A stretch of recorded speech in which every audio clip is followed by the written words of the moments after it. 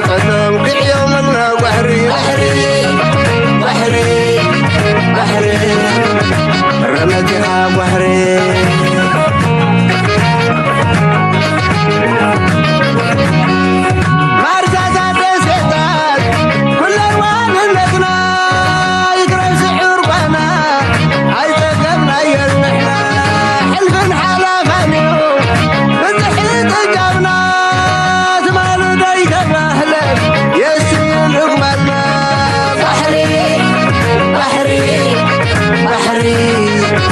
رمتها بحري كم دي قبرا حيين زمطب ندري نبجحو عاملو بمريد ببحري كم عرمونا يحقاي وحيمو وبحري وعدو زبزن سمين كنتو خوينو البحري بحري بحري بحري رمتها بحري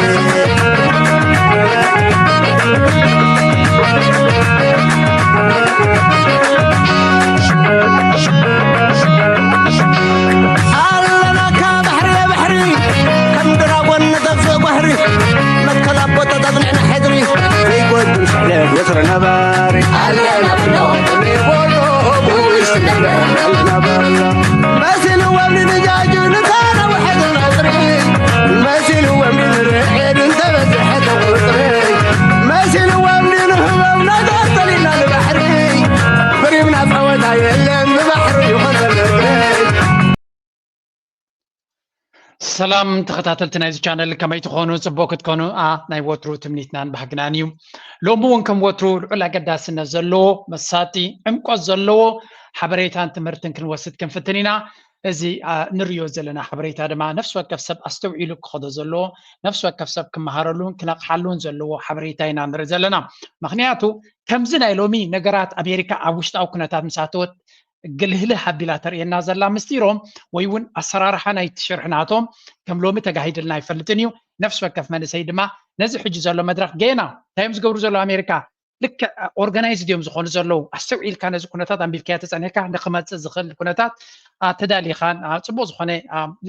دلونت كل ونا يخليو أجيب عالم درجة خان جمرينا لايك مكبار سبورت مكبار دقفناتكم مهاب كومنت مصحف ريتوتات مهاب أقدر سنة هلو نتنصر زلنا سفح تنتنان عمقو زلو تنتنان يخلونا مجمر يا دماغ. It's theft. Just taking land from someone is theft. No more, no less. So he believes you can't, no matter how bad the injustices were in the past, you can't fix it by grabbing. And that is madness. How does taking my car, which you stole from you, become a theft? Mm-hmm. You steal my car, I come and take it. I find it, I take it. In terror's mind, that is theft. I mean, that is insane. We're not stealing anything. We're taking what is rightfully ours. But I'm not taking my car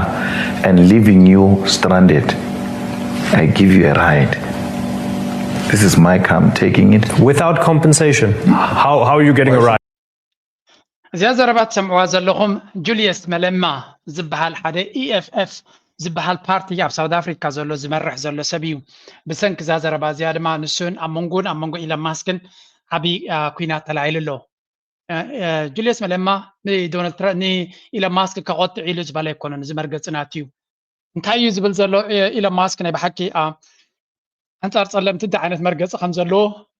من البعض زي تردو أنت نيرو إذا سبزي أب ساوث أفريقيا توليد زعبي أب ساوث أفريقيا عادو ما بقى قلاوي أنا يكونوا كتشكوني لهم كجزي لهم زماتيهم ترديهم لهم كجزي لهم ماتيهم جزيهم ترى يكونس كباب 7-8 ميتاويت نايت مريت لمع نايت زحرس مريت شو ما أنت برسنت زي يكونوا نت مريت مولو سوم يمزون نوع ولا ونت أبرتاين تودغه كساب حجي تقطع بابيدو ميزلو حجي انت أيام زبل وزلوزي قبلنيا إلى ماسك بوسكير وزلي إلى ماسك إن دونالد ترامب كسع كنديش الواقع مزلو بدما بزين أنري نزل زربازي شيرز قبروس لزلو إلى ماسك عاد مليونات أنصار ساوث أفريقيا يزارب له دونالد ترامب ما بساوث أفريقيا بزو قراتات كوري جمير له انت يزبل زلو انت إلى حاجة توصلني هذا سبب محجك إن منتهي قبل تفتيمو ناتو بروبرتي ناتو مريت بحيل منزع كاموسات سرقيو يزبل زلو جوليوس ملما خان تايل مليسو سمعان ندو مكينا ناتي تسرع قال لي سرع كاتتك أمالان يركا هذا معلتي حيل رقيبة مزية مكينة توصيل يسرق كاد يزلقوا يلو إذا مريت زيناتنا يلو نحنا يدمسل مريتنا يلو نحنا مريتنا وسيدنا نحجرنا خنتك عملوا انت دلينا نعاقا بخما يسرقوا خيلو قسم معك كذا خل إذا خانتايو اتماك زعتو زجبر زنبرة الشعودة يكون كساب حجة سنبرات ناتو نتي بحيل منزع مريت كوسيد زنبرة مليونات علم تقرب حول زي كله وعدات عدو يضرب حول زلو نسو تمنتيلي لي لماسك كي حفره يزبلكم زلو اب عالمنا ذهب تمن زبال حرس زلو زبال سب كي حفره نزي سبزي قبل على السبزي قراك وردالو يبلالو حجي كليرلي جوليوس ملما منزعو نصعدو قتل على وجه لما زبل زرباتات شعر قبروا له وجن اذا سبزي حق تقتلو خيز دل سب مخانون مريتنا دقباتيو اتمريت دما منالبات نتوم صعدو بحيل منزعنا خنقتلو من يبل يلو خنيلو اذا مريت زي نتوم زقبو مريت كوهبهم خلالو نعتاتهم دما كال عدلات وهبلو كحساخه خطبهم ديخا تبهيلو اب كان اغاطامو تزاريبن يرب سمعوا الى ماسك ترو كالورس ناتو ناي بحق حقنيا حبرناتو انتاي لسك بوست غيرنير اوزي سبزي جينوسايد اب علي صلمتي يوجالو الى تزاريبن يرو كي حفريز بلاكم زلو ناي اسرائيل منغستي اب علي ايهود كانت فومينا بتميت كنقتلو مينا بزي كانت فومينا كبحال كله بحم زي بلسب اذا سبز زخوني يكون سقم تدي وسدي ابوليتيكاو سلطان زي اللي ناي بارت مراحي يقل وتهدرن بوليسنا بيدي يكونن ولا حنت زي جبره جينوسايد يوجالو بمبال قبل علي ساوث افريكا ما بوقل عدو 5 سنتيم حق زي فلت ابت هاجر مالتي او توليدي عبيو ግን ساوث افريكا اجدا نخوردا يقبرالو እዚ ድማ ምናልባት قبل علي لا ماسك بتي زفطرو تكنولوجي كاو ገለ መለ ብፍላይ ኣብዚ ፍሪ ስፒች ዝገብሮ ዘሎ ጽቡቕ እዩ አይ ላይክ ዳት እሱ ጽቡቕ እዩ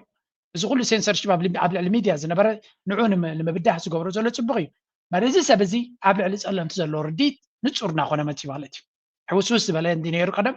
ከምዚ ኣነ ጽራ ይዛረብ ነይሩ ሕጂ ግን ክሊርሊ እትናቱ ዕላማ قبل علي ጸለምቲ እንታይ ምዃኑ እና ነጽረ ይመጻሎ and this is a good thing ከምዚ ኢሉ እቲ ጉዳይ ክነጻጸረልካ ከለውን ጽቡቕ እዩ who must be ashamed of what they've done to us. You cannot turn tables now and want to blame me for the crimes committed by white people. It is a white regime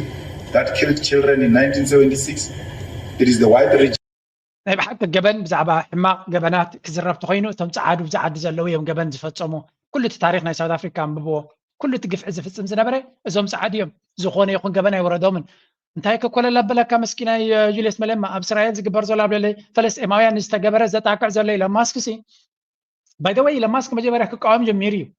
نا يهوداوين كقومهم جميريو ابو خلو بك مسبلوا وتما يهود ابا خلو يدهيبو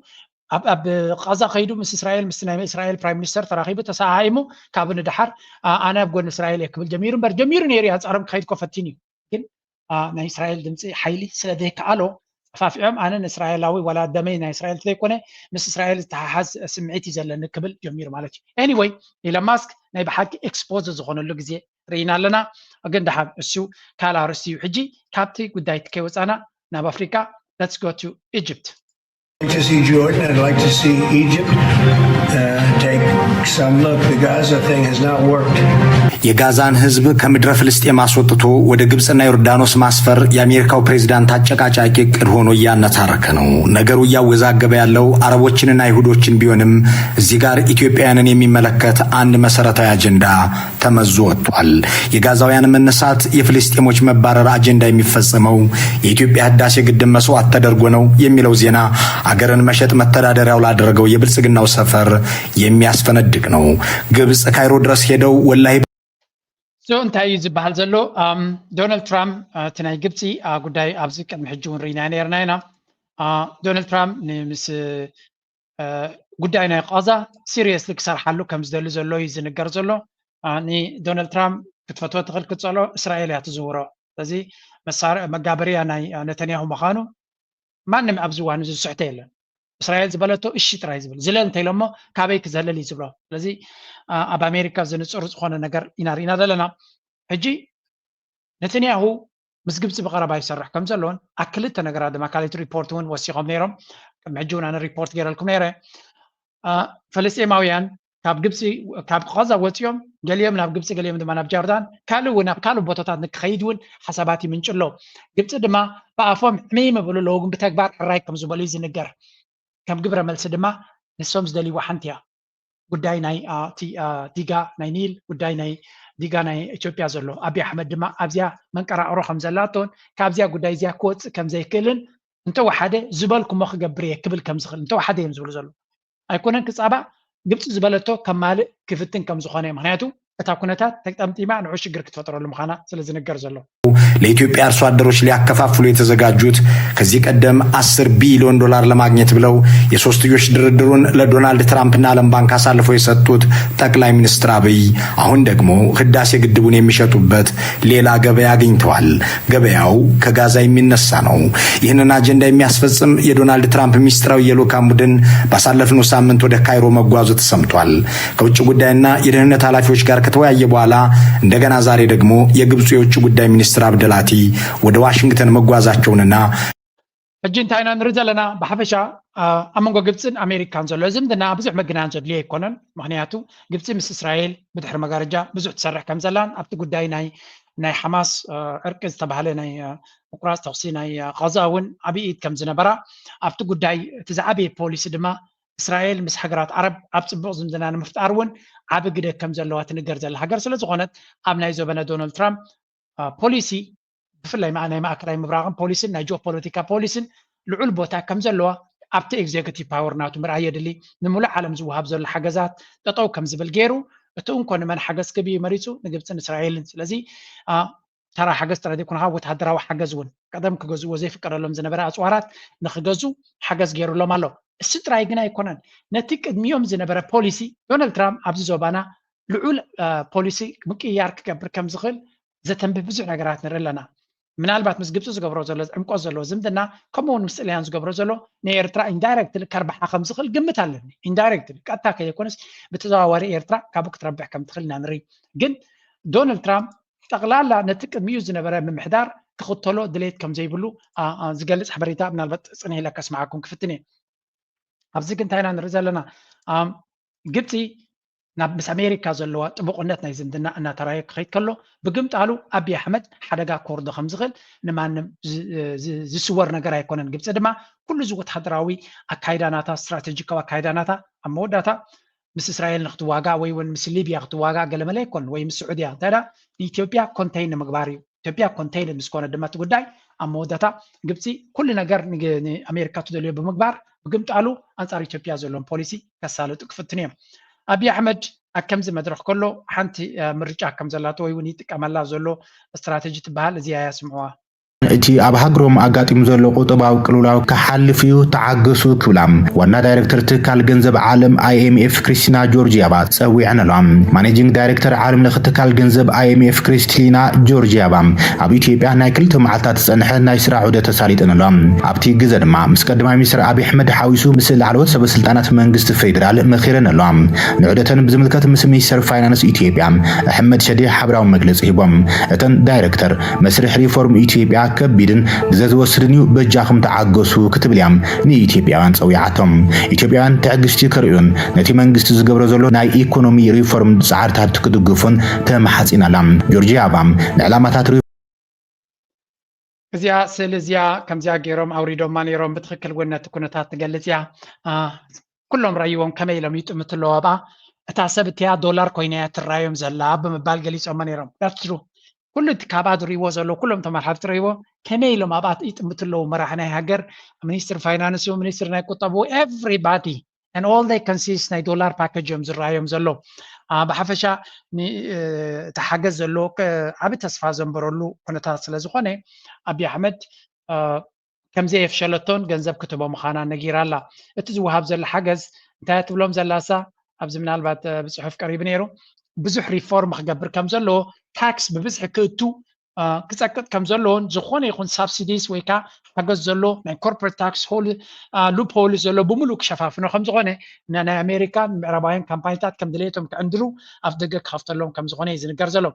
እቲ ፀገም ግን እንታይ ይብሎ however reports indicate that the measures have had a significant impact on low income households እቶም ትሑት ደሞዝ ዘለዎም 70% ንዝቢ ኢትዮጵያ ክትብሎ ትኽእል ኢኻ ከምኡ እውን ልዕሊ ኩሉ ሲቪል ሰርቫንትስ ምድብ ደሞዝ ዘለዎም ሰራሕተኛታት ናይ ቤት ፅሕፈት ናይ መንግስቲ ቤት መምሃራን ክኾኑ ይኽእሉ ሓካይም ክኾኑ ይኽእሉ and fixed wage earners describing the situation increasingly unsustainable በዚህ መንገድ እዚ ክቕፅል ከም ዘይክል ምክንያቱ ምንሃር ናይ ዋጋታት ዘጋጥም ዘሎ ነቶም ታሕተወት ደረጃ ሂወት ዘለዎምን ነቶም ብደሞዝ ዝነብሩ ውሱን ደሞዝ ዘለዎም ንዓታቶም እቲ ኩነታት ልዕሊ ቁፅፅሮም እናኾነ ይኸይድ ከም ዘሎን ኣብ ገለ ፖይንት ድማ እቲ ንሪኦ ዘለና ፍላሺ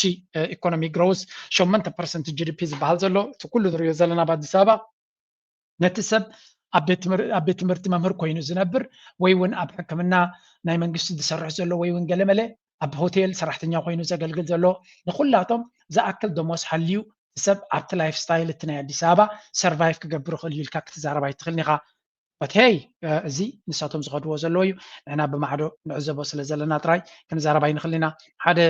ስቲቭ ሃይከዲ ባላገለ ዝበሃል እውን ሓንቲ ፅሕፍቲ ኣውሪዱ ነይሩ ምናልባት ኣብ ኢትዮጵያ ከጋጥም ዝኽእል ኩነታት ኢሉ ፅሒፍዎ ዝነበረ እዩ እዚ ከዓ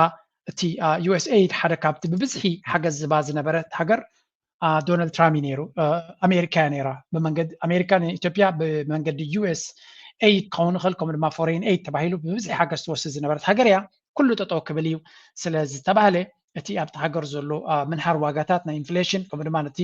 ዝተወፅአ ህዝቢ ዘሎ ፀገም ኤክስፕሎት ክገብር ከም ዝኽእልን እቲ ቁጠባ ድማ ብኡ መንፅር ነቲ ህዝቢ ሽግር ከጋጥሞ ከም ዝኽእልን ዝገልፅ ሓበሬታ እውን ወፂኡ ነይሩ ሶ ኣገይን እዚ እውን ነብሱ ዝኻለ ለውጢ ክገብር ኣብቲ ቁጠባ ለውጢ ክገብር ዝኽእል ምዃኑ እዩ ዝንገር ዘሎ ኤንድ ኣብ መወዳእታ ኣብይ ኣሕመድ ናበይ ገፁ ክኸይድ ይኽእል ንሱ ንግዜ ክንገጥፎ ንኽእል ኣርእስቲ ኮይኑ ይስማዓኒ ሶ ብዛዕባ ቁጠባ ናይ ኢትዮጵያ ዝኽየድ ዘሎ ኩነታት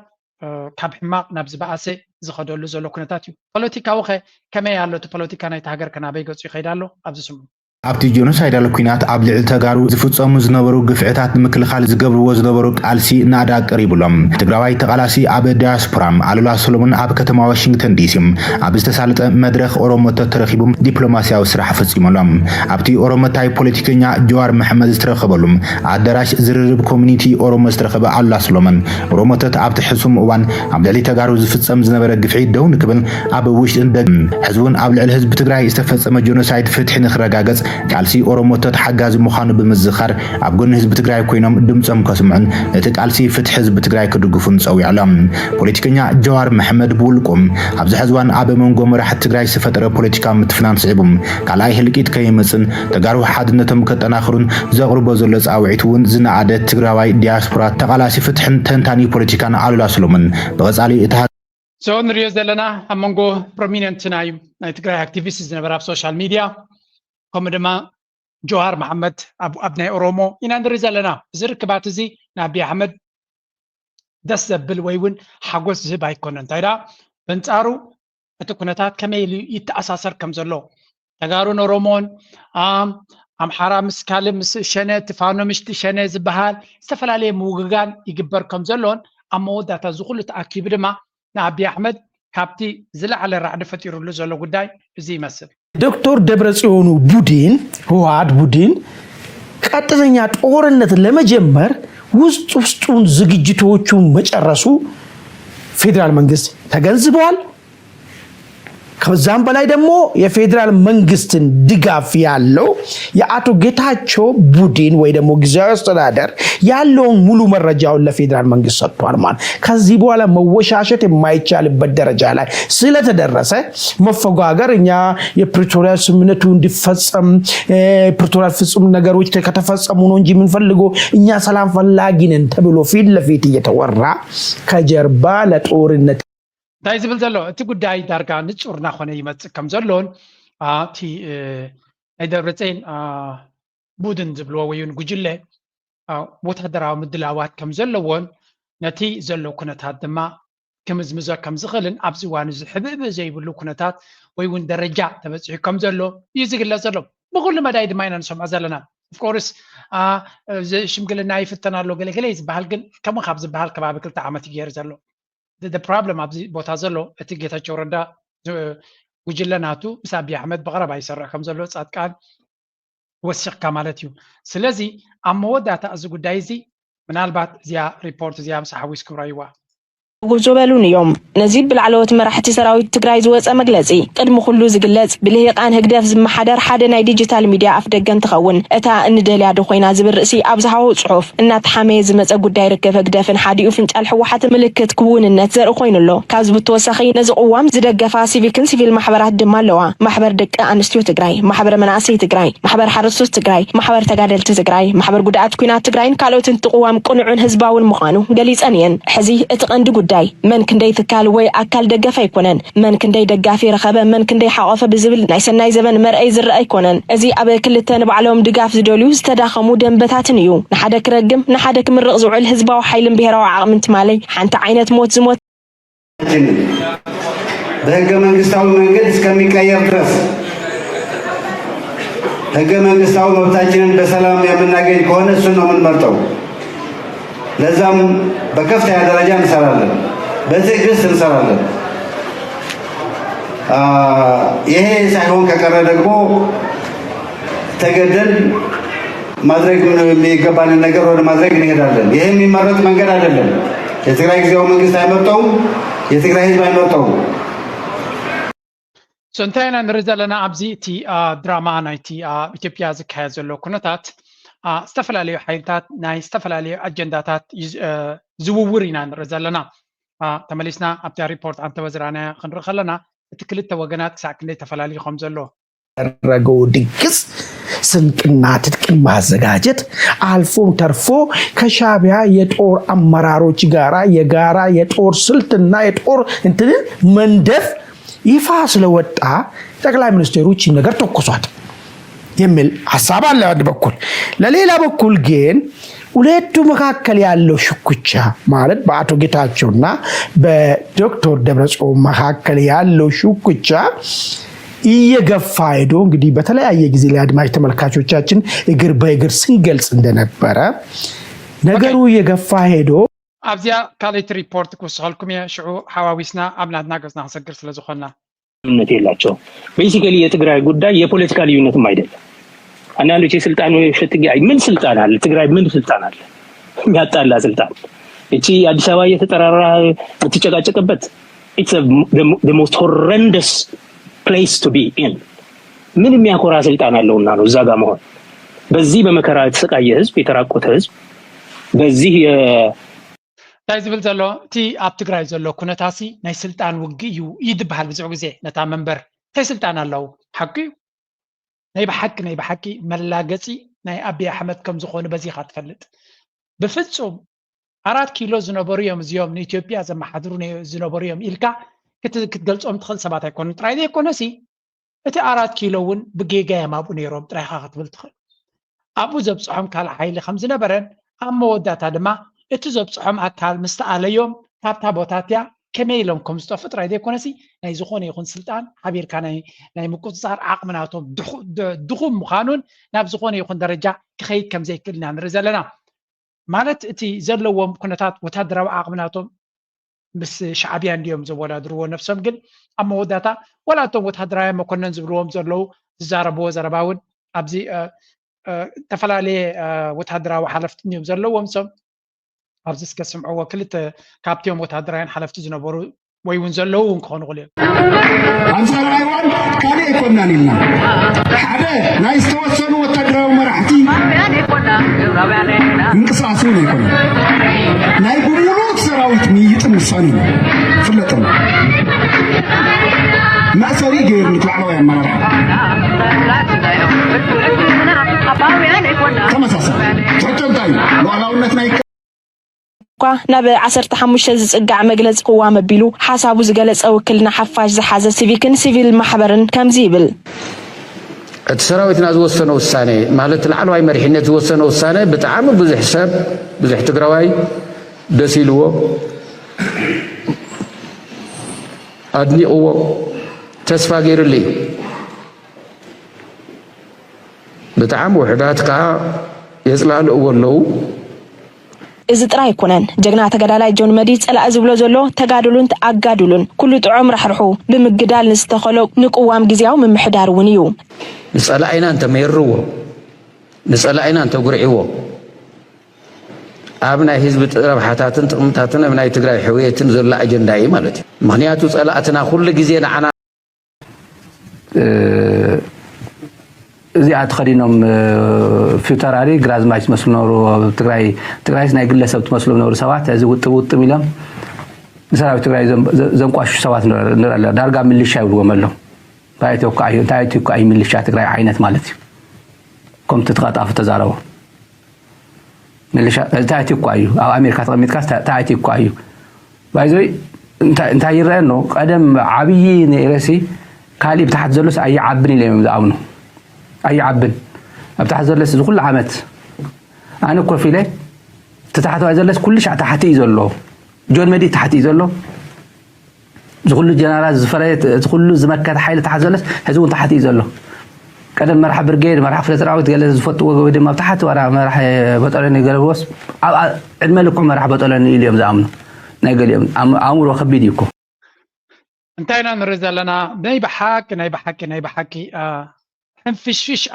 أبتكل اللي تأتي زلو مجلتي زي بلو خمان أبقى درجاسي من مسمنا له نبي قصمي خد له انتهيت العما كون زغل موداتا أبي يقطعوا قبل زغل زقو دايزي إلكا حاسب كتزارب كمان موداتا كترغب اللي تخلنيها but again زي كل جنري يزلنا implication ويونش الوال ويو معناته تقراي مالك قطع دوب مسير ترازل له بوتاي أبي أحمد كجبر زغل سلتي وانت كنت كمال زغل استراتيجي بغتا نيرترا كت زخانة يخون سقوم تكوسات غير بس من قطعت كونسل زغل إيرترا بغتا بس بوليس زي كتنكفت غير حجر مخانا مجنزابي دلي من الباتتي برجيد محمد دو ولا قال رز بحال زلو أول هذا باويون تشمون كوينو تعرفنا أبز بوتاتات زب ممتعي زخانة سقوم تويون زخانة يكون كجبر زغل تلوا بس من قد زك ما كم زغل ما نمسب زقمتو زسعتو نجار كوينا يسمعنني so basically التكونات موداتا نزيا ريبورت ما نسمعها كنحل فينا شو كوجلنا مقلبات أبز جبر من قصقاص أبحوت أكيلو استعرف من أسحيل بمخانو زما بسمر زي نبزحات شغلو تحديرهم زت عن حوارات حزبي كبانك زلو جنزب كوتس كابتجري حدي مدمع نبعد ديسابة حمرحونا جبريو ورا سلام كسمع حتيجو زلو حزب تجري ما راح تنان تايبلو تايك جبرو زبل زلو حزبنا نبعلو من مش مقال كوف زبل اللغة عرقيه اللي ريحون زبل تسفون حزيل لهم هو حتى بفلي أواج مزقبا بوليتيكا ودبات مرجع بورد إثيوبيا قدم فلوت وهبا أيام أوشت شدش تور حقا وقبا إيجيرا كم سروع بوليتيكا وبارتي كتمزقب دما بعلات 3 حاسة 13 شدشن عام تمرات استوهبا فقاد لومي لات 3 ورح شدش 13 شوعة عام تمرات تودي مزقبون تعاطي زلهم إذا أجندا شقلوت بمفتارون قدم 3 يخون دحر 3 كاب تقراي وتوزب الملأخت خبز حقيروهم بترقاقامي نابس ممعنات كمت كاب مراحت هيمانوت جميرهم ناب سبهافتي كيدوم دما ناب قدماي منستر أبي أحمد عمريحوم في اليوم كفتح لهم تمحطينهم زلو مرحت هيمانوت كاب غزي ناب غزي كن نصفح زغير زلو فلي مثل كاتيت 11 تأساسيرو ناب سممعنات كمت زقبرو كيدتاتون ترايوم أبوتات مرحت هيمانوت نتوم نخلت تتصاباتي ببحث لكاتيت كعرقو كوف أبيلهم بيتمال السنبت هزب تسفا كابسقات أنتو ذلكوا ناي شعبيان ناي بلصقنان يفلالي شعبيا خمي قرنا خمنا داخمو تنكل سلزلو ناي بلصقنا سرعتون كمي قرنا خمنا داخمو خطينا فلنا عينا نيرنا الحزب وانا يعني تديكم هو قد إلى تقمدنا نسو مسلم تقاتمنا انت عينت كسارة حقات منا خيل كمي عينت تنكل قدمنا خططني حيل تنكل الناس رزقنا هذه أفتوق وتي 100 مطيومن وتي 10 مطيومن افلا لا جمعنا نري وتي 10 مطيوم كل 300 ننعب وتي 100 مطيوم قل كل حرينا نعب كم دقرنا شعبي انا ولا حزون يكون حزون طعم مزفح مسراوي تاع طعم مزفح قطع سكنا باخي قطت الى صبل مصينا نارغونا تقطرني ما بحثنا ذكره اي ما عاد كل فرحين نعاي شعبيا أنا ولا حد حقيقي شعبيا كفرها كي مغنياتو شعبيا زفر حيل مخانو نسخاتكم ترايدي كونكوسيت ازم تقارخو من يمدبل زلون شعبيا بفلوينا نريو مغنياتو حد عصرتنا شعبيا كن 300 نريو يمدبل زلو اي تقاقخو من شعبيا كما حيل كم زلو مفلات المجنزابن يدلي من البات نسخاتكم ترايدي كونكوس كالوت ون يمزاربو زلو بسمعو መንግስት ባለፈው ዳር ወር የተያዙት የአዘርባጃን መርከቦች ለአብይ አህመድ አገዛዝ የጦር መሳሪያዎችንና ጥይቶችን ሲያጓጉዙ እንደነበረ ተገለጸ። የኤርትራ መንግስት በመርከቦቹ የተጫኑትን መሳሪያዎችና ጥይቶች በሙሉ መውረሱንም ለአንከር ሚዲያ በደረሰ መረጃ ላይ ተመልክቷል። የአብይ አህመድ አገዛዝ በከፍተኛ የውጭ ምንዛሪ የገዛቸውን የድሮን ጥይቶች፣ ጥቁር ክላሾች፣ መካከለኛና የርቀት መድፎች ከመሰል ጥይቶቻቸው ጋር በአዘርባጃን መርከቦች ተጭነው የኤርትራን የባህር ክልል አልፈው ሲገቡ በኤርትራ ባህር ኃይል አንተም ሰባት ተበጃኹም አመስግኑ ለይ ነዛ ጎረቤት ሀገር እዚያ ኣብዚያ ኮሜንት እዚያ ምስጋናኹም ሃቡ ምክንያቱ ኤርትራ ማስ ኣጽዋር ገዚኣ ማስ ሚሳይላት ገዚኣ ማስ ድሮናት ገዚኣ ነፈርቲ ኣየር ገዚኣ እኮ ሰሜና ይንፈልጥን ኢና ኩሉ ግዜ በቃ ውዕለት ናይ ዞም ጎረቤትና ሓደ ግዜ ይበፅሓና እውን ክንብል ንኽእል ኢና እዘን ናይ ኣዘርቤጃን ተመራኽብሲ ኣጽዋር ንኢትዮጵያ ዝኸይድ ሒዘን እንተነይረን ስለምንታይ ኣርሒቐን ካብ ኤርትራ ዘይከዳ ኢሉ ዝግምት ሰብ ፍሉጥ እዩ ኣሲ ኤርትራ ምስ ኢትዮጵያ ኣብ ፅቡቕ የላን እዚ ኣርሒቐን ዘይከዳ ብንየው ካብቲ ቀይ ባሕር ናይ ኤርትራ ርሒቐን ዘይከዳ ንዝብል ሕቶ እንታይ ትመልሱና ትመሲልኩም ንሑቲ እውን እግረ መንገድኹም ኣመስግኑ ንንየው ገፀም ተቐሪቦም ከዓ ሕቲ ክድክረን ከም ዝኽእል ስለ ዝፈልጡ እዩ ተርዲኹም ንለኹም ሕቲ ክድክረን ስለ ዝኽእል ከቃፅልን ስለ ዝኽእል ስለ ዝፈልጡ ካብ ሕቲ ንኸሃድሙ መሳኪን ሻዕብያ ይርእይዎን እዮም እዚኦም ኣበይ ፈልጥዎ ቴክኖሎጂ ገለ ኢሎም እንድዮም ኩሉ ግዜ ምስ ንዓቑ እንድዮም ናብ ኤርትራ ገፆም ክፅግዑ ሻዕብያ ድማ እናንዓቕካዮ ኩሉ ግዜ ታሕቲ ዘሎ ዓቕሚ ዘይብሉና መሰለካ ዝውድኣካ እንድዩ በጓ ኣቢሉ ከዓ ነዘመራኸብ ሒዝዎን ኣብ ክሊ ኣየሩ ኣብ ክሊ ባሕሩ ስለ ዝረኸበን ድማ ናበይ ይኸይድ ኣሎ ንምንታይ ዕላማ ይኸይድ ኣሎ ዝመፀ እንተመፀ መን ይኽዛረበ ዝኽእልኒ ሻዕብያ ስለዚ ነዘመራኸብ እዚአን ዋላ እንተመለሶ መዓት ግዜ ክወስድ እያ መዓት ግዜ ኢንቨስቲጌት ክንገብሮ ኢና እኹል መፅናዕቲ ጭብጢ የድልየና ኣሎ ሓበሬታ የድልየና ኣሎ እናበሉ ዋላ ንሓዋርብ ተዘይሃገርዎ ንዓመታት ክሕዝዎ ይኽእሉ እዮም ምክንያቱ they have credible evidence እዚ ዝብልዎ ዘለው አንከር ሚድያ ዝበሃል ናይ ኢትዮጵያ ዘውፅኦ እዩ ስለዚ እዛ ጎረቤት ሃገርና እዛ ኢትዮጵያ ትበሃል ሃገርሲ ሓደ ግዜ ምስጋና ይግባእ እዩ መሰረት ናይ ወታደራዊ ዓቕሚ ናይ ኤርትራ ኩሉ ግዜ ካብኦም እዩ ሓድሽ ሞደርን ኣፅዋር ክንደሊ ከለና እውን ብዝተፈላለየ መንገዲ ኣምፂኦም ባዕሎም እዮም ዘረክቡ ግን ኣገይን ንሳቶም ንጥፍኣትና እዮም ዝሓስብዎ እቲ ኣምላኽ ናይ ኤርትራ እኳ ይበሃል እንዲ ኣምላኽ ናይ ኩሉ እንዲ ግን ብገለ ገይሩ ዝቕልባ ነዛ ሃገር እዚኣ ጥራይ ዘክሩ ኩሉ ግዜ ንኤርትራ ሓገዝ ናይ ኣፅዋር ዝሃበ ሓይሊ የለን መንግስቲ ሃይለ ማርያም ኣብ ገለ ክፋልሲ ብምረት ተዛሪቡ እዩ እዚ ኩሉ ኣፅዋር ተሰኪሞም ብኡ ዝቐትልኩም ዘሎ መን ሂቦም ትፈልጡ ዶ ኢልዎም ሕብረት ሶቪየት ኣይሃበቶም ሕብራት መንግስታት ኣሜሪካ ኣይሃቦም ጃፓን ኣይሃቦም ጀርመን ኣይሃቦም ግብፂ ኣይሃቦም ስዑድያ ኣይሃቦም ባዕልኩም ኢሎም ነቶም ሰራዊት ባዕልኩም እዞም ጦር ሰራዊት ናቱ እስኹም ዝሃብኩሞም ብበትሪ ብታንክናትኩምን ብመድፍዕናትኩምን ገይሮም እዮም ዝድክርኩም ዘለው ኢልዎም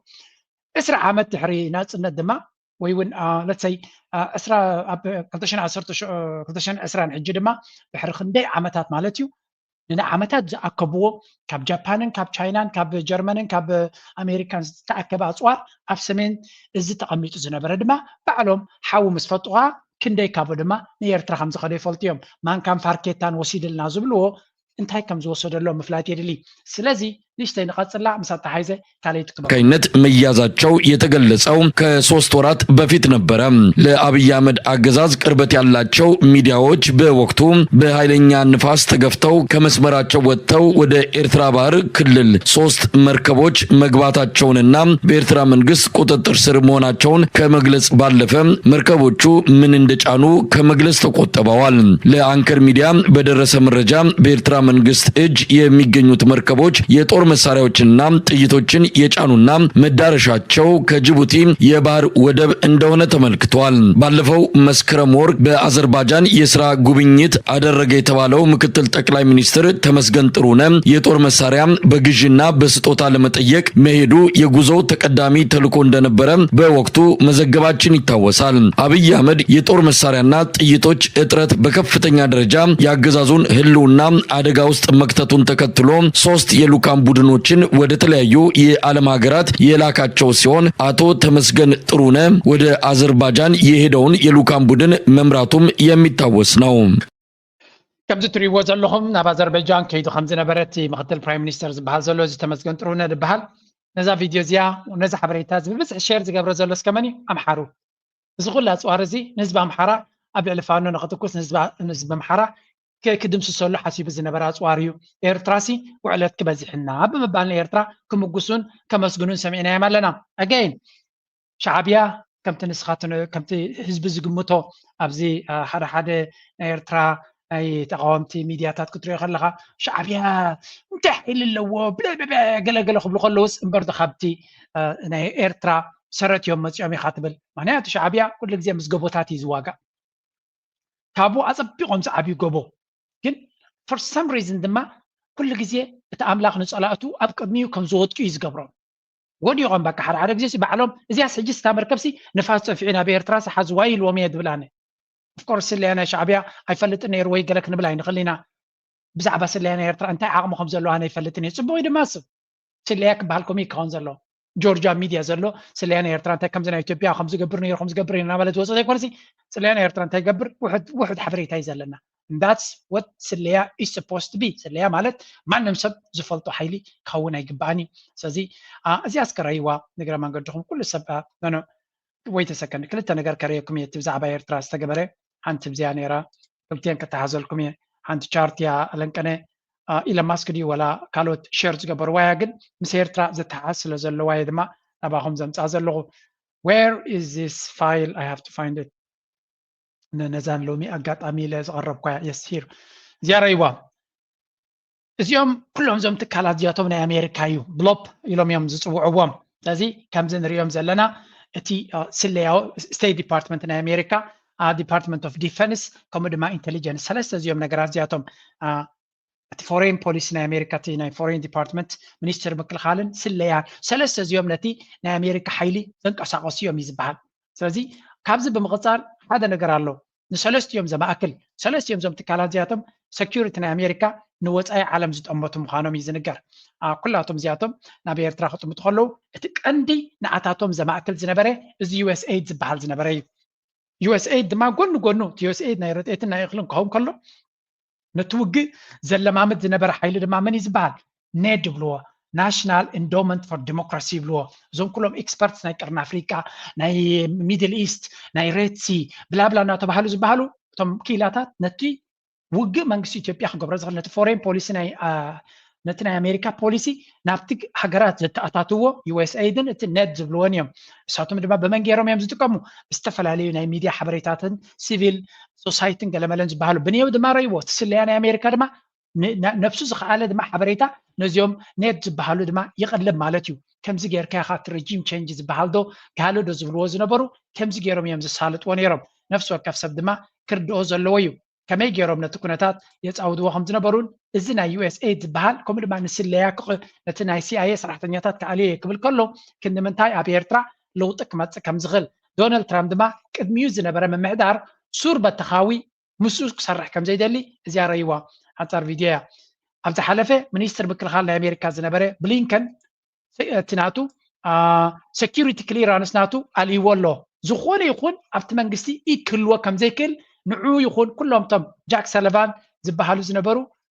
ترامب أبت ناتو محدرة بفتصم صلوا كلهم كم زي كلن كابت security apparatus ناتو يوصو مالو security clearance مالت أبت بوليتيكا صلوان خلومن ناي security حلا ركبات كجبرون كابت منجست وش أو حبريتات نقرأ بزا خلهم زنبرة بمولو عطي ومالو بخلا زرربا دونالد ترامب نزك ميز زنبرة منجستي كخطولا كم زي دلن نعطاتهم صريقو ناتو من قدي كهنتي دل خمزلو زر ملكت لنا and that's really great news أنا كريا خلوه كنا من تايك دونالد ترامب تايك ما تسخل نزيوم ميوز نبرو أغلالا أبناتهم عودك أتو زي مدلايو كم تبون أجر جري زريانة تخالي نخالوتكم قد فن خلينا حفشة زيادة راين بينا كم تبون تجري وسيلة اللغانة دحر خندي عمت يا خا تمثل الغازر سناي دحري أسات أسرع على كم يخرج كاير ترى تعني تبغى رخيبه دسبل كنتري هوا هوز حزبي تبغى رخيبه كاب كله تاي تجرحه فنكن كن حريات بل أنا ها كن عمر رجع وسيرة أبزب على زين الستافي دقاتنا اللي ጭራحስ ንዓይ ተሰርሐት ኮይን ተሰሚዕኒ ደስ ይላል ድሕሪ 20 ዓመት ምምፃይ ቁኑዕ ሕርያ ወሲደ በቃ ታቴማን ታመጻጻይት በቃ እንድዒ መሳሲለን ስለዚ ንዓይላ ተሰርሐት ኮይን ይስምዓኒ ከምከማ ዝገበሩ ከዓ ክብሪ ምስጋና ነሰማዕ ፈንቅል ከመይ ሪእኻዮ ፈንቅል ተሳትፊ ይፈልጥን እየ ፈንቅል ፍራንክፈርት ኮይና ተሰሚዓትን ብመብራህትን ገለ እንትማለ ምሸት እንዲኣተ መብራህት ተማዳበያ ኤዲት ዝኾነት ከተማ ኤዲት ድዮም ገይሮሞ ወላ ከመይ ብጣዕሚ አንፀባሪቑ እዚ ድሕሪ ኻይስ ጋለት ቀጣን ሰጌርካ ብመብራህትን ገለን ኣዝዩ ደስ ዝብል ሓደ በቃ ፍሉይ ነገር ኢና ምስቲ ብደገ ዝነበርኩ ምስ ዝነበርኩ ኩነታትን ከምዚ ዓይነት መብራህቲ ዘብረቕረቐ ከተማ እሞ ሓንቲ ወደባዊት ከተማ ኤርትራ ምርኣየሲ ንኤርትራ ዘፀልሙ ዘለዎስ ትማሊ ምሸት ሪኦማ ክኾኑ ብቪድዮ ብጣዕሚ ፅቡቕ ምሸት እስቲ ሎም እውን ከም ትሪኦ ፅቡቕ እዩ ዘሎ ማለት እዩ ደርሰናይ ሓቂ ተዛሪቡ ዘሎ ኣብኡ ስለ ዘሎ ሓቂ ተዛሪቡ ዝኸውን ፀገም ግን እንታይ እዩ ዘሎ ፀገም ኣብ ዓይኖም ዳቢስታ ዝገበሩ ሰባት ስለ ዘለዉ ጥራይ ንገርዎን እየ ዘርሰናይ ክንዲ ዝፀበቐ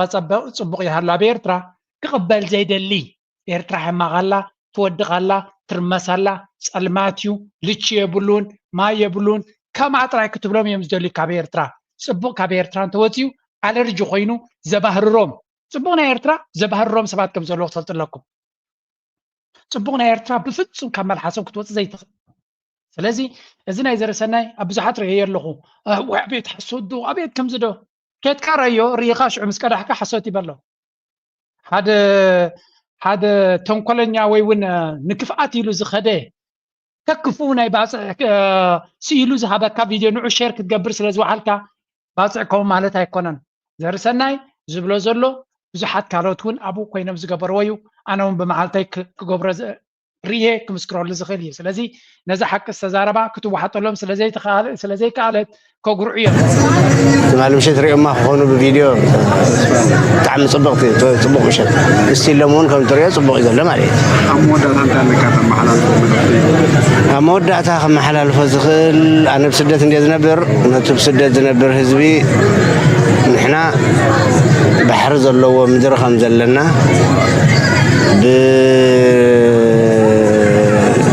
ወነንቲ ህዝቢ ባሕሪ እዚ ምዃናን ወነንቲ ህዝቢ ምድሪ እዚ ምዃናን እቲ ህዝቢ ደቁ ይፅበ ኩሉ ብስደት ዘሎ ምስ ስድርኡ መፂኡ ክራኸብ እታ ብደምን ቅልፅምን ኣያታቱ ዝመፀት ህዝቢ ኤርትራ ዝወነና መሬት ዋንነት መሬቱ መፂኡ ሸናዕ ክብለሉ መኒኻ ዝብለልካ ዘይብሉ ከምዛ ቀኒያታ ዘላ ከምኡ ክቋደስ ቀኒአ በቃ እቶም ኣብ ደገ ዘለዉ ብምልኦም መፂኦም ኣብዚ ከምዚ ናተይ ክሳተፉ ቀኒአሎም ስለዚ ንዓመታ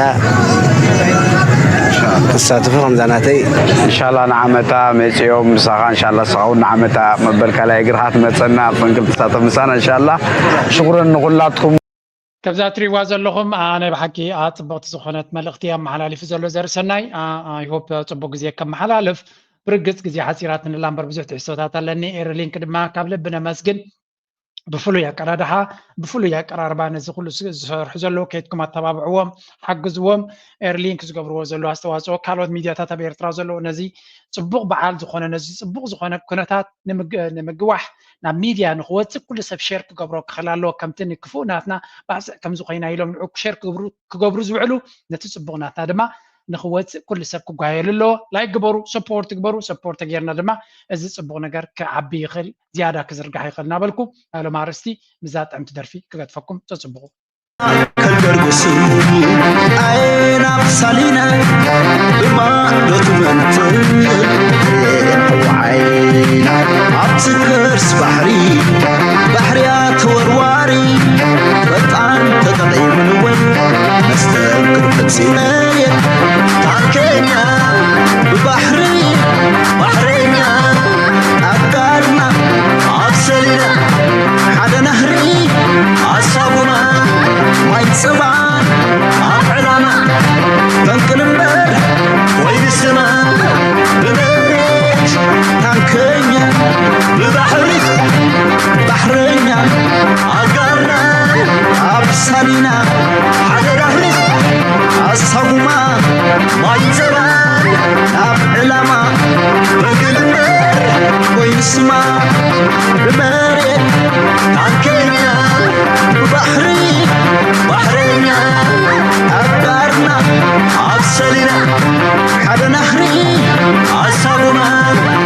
صباح